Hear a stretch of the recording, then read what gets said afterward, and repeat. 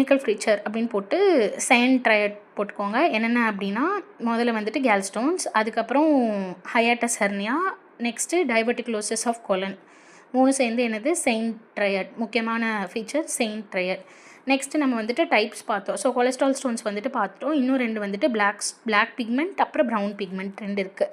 Black pigment வந்து எதனால் வருது அப்படின்னா ஹீமோலைசிஸ்னால தான் வருது. So common in haemolytic disorders, என்னென்ன சிக்கல் செல் அனிமியா அதே தான், இதிலெல்லாம் வந்துட்டு காமன் அப்படின்னு போட்டுக்கோங்க. அதுக்கப்புறமேட்டு நெக்ஸ்ட் வந்துட்டு அதில் என்னென்ன காம்போசிஷன் இருக்குதுன்னு எழுதணும். Calcium phosphate, bicarbonate, bilirubinate, bicarbonate, phosphate, இது 3 சேர்ந்துட்டு அதில் இருக்கும். அப்புறம் ஹீமோலைட்டிக் டிசார்டர்ஸில் வரும். அப்புறம் multiple small black colour 3 point ஞாபகம் வச்சுக்கோங்க. அதுக்கப்புறம் நெக்ஸ்ட்டு ப்ரௌன் பிக்மெண்ட் ஸ்டோன்ஸ் மேலே பார்த்தோம்ல இன்ஃபெக்ஷன், அதிலெல்லாம் வரது தான் வந்துட்டு brown pigment stones. Black pigment எதில் வரும்? ஹீமோலைசிஸில். ப்ரௌன் பிக்மெண்ட்டில் எது வரும்? இன்ஃபெக்ஷன்ஸில். அது 2 ஞாபகம் வச்சுக்கணும். இன்ஃபெக்ஷன்ஸ்க்கு மேலே பார்த்தே மாதிரியே எசெஷியா கோலை, அதுக்கப்புறம் அஸ்கேரிஸ் லம்ப்ரிகாய்ட்ஸ் அதிலெல்லாம் வரும். நெக்ஸ்ட் வந்துட்டு என்ன அப்படின்னா அதாவது இன்ஃபெக்ஷன் வந்துட்டு ஒரு இடத்துல போய் இந்த எசெஷியா கோலை இல்லை அஸ்கேரிஸ் இதெல்லாம் போய் உட்காந்துட்டு அதை சுற்றி கொலஸ்ட்ராலை வந்து இழுத்து கெட்டியாக பண்ணி ஸ்டோன் மாதிரி ஃபார்ம் பண்ணிடும். அது பேர் தான் ஒரு நைடஸ் மாதிரி. நெக்ஸ்ட் வந்துட்டு இப்போ டைப்ஸ் பார்த்துட்டோம். ஃபஸ்ட் என்ன ஸ்டோன்ஸ் வந்துட்டு வந்துருச்சு. அப்போ அதுக்கு இந்த பிக்சர் நல்லா ஞாபகம் வச்சுக்கோங்க. ஸோ இங்கே கேல் பிளாடரில் தான் நம்மளுக்கு கேல் ஸ்டோன்ஸ் வருது. ஸோ கேல் ஸ்டோன்ஸ்னால் என்னென்ன எதுலலாம் அஃபெக்ட் ஆகலான்னு ஃபஸ்ட்டு பார்க்கணும். கேல் ஸ்டோன்ஸ் இருக்குது. ஸோ வந்துட்டு பைல் ஒழுங்காக இதாக முடியாது. அப்போ முதல்ல வந்துட்டு என்ன ஆகும்னா பெயின் தான் மோஸ்ட் சிவியர். என்ன பெயின் அப்படின்னு சொல்கிறோன்னா இது பேரே gallstone colic pain, biliary colic pain. என்ன ஆகும் அப்படின்னா பிலியரி கோலிக் வந்துட்டு என்ன சொல்கிறாங்க அப்படின்னா சிவியர் பெயின் இந்த right Appar quadrant and எபிகேஸ்ட்ரியம்.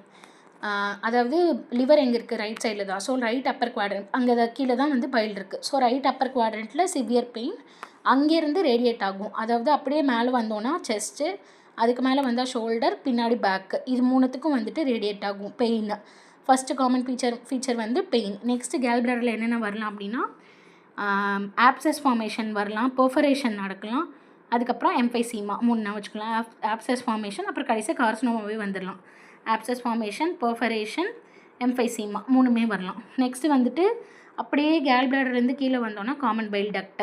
So common file ductile என்னென்ன வரலாம் அப்படின்னா ஸ்டோன் வந்து அங்கேயும் போகலாம். So secondary common file stones. அடுத்து கொலஞ்சைட்டிஸ், பேன்க்ரியாடைட்டிஸ், இந்த 3 வரலாம். நெக்ஸ்ட்டு அப்படியே கீழே வந்தோம் அப்படின்னா இன்டெஸ்டைனில் வந்துட்டு cholecystoduodenal fistula causing gallstone ileus. Intestinal obstruction நம்மளுக்கு நல்லா தெரியும். இன்டெஸ்டைனில் வந்துட்டு ஸ்டோன் வந்து அடைச்சிக்கும், இன்டெஸ்டைனல் அப்ஸ்ட்ரக்ஷன். அதே மாதிரி கேல்ஸ்டோன் இலியஸ், இது 2 காஸ் பண்ணிக்கும். அப்புறம் நம்ம அங்கே சொன்ன மாதிரி கேல்ஸ்டோன் கோலிக், அங்கே வந்து பிலியரி கோலிக் நம்ம பார்த்தோம், இங்கே கேல்ஸ்டோன் கோலிக் அதே தான். அதாவது என்ன சொல்கிறாங்க அப்படின்னா இங்கே இருக்க ஸ்டோன் வந்து நெக்கில் போய் கேல் பிளாடரோட நெக்குக்கு போச்சுன்னா கேல்ஸ்டோன் கோலிக் வரும். அப்பயும் வந்துட்டு ரைட் அப்பர் குவாட்ரண்ட்டில் வந்து severe pain which radiates to back and shoulder. This pain is due to the sudden spasm of gall bladder when the gallstone moves towards the neck of the gallbladder. அது சொன்ன மாதிரி. Next வந்துட்டு வேறு என்னென்ன வரலாம் அப்படின்னு பார்த்தோன்னா வாமிட்டிங் இருக்கலாம்.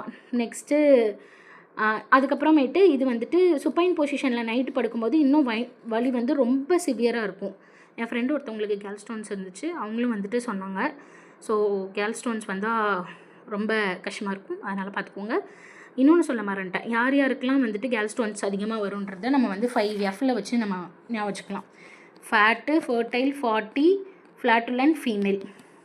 ஒரு 40 வயசு ஃபீமேல் குண்டாக இருக்காங்க, அவங்க இன்னும் ஃபர்டைலாக இருக்காங்க அப்படின்னு ஞாபகம் வச்சுக்கோங்க.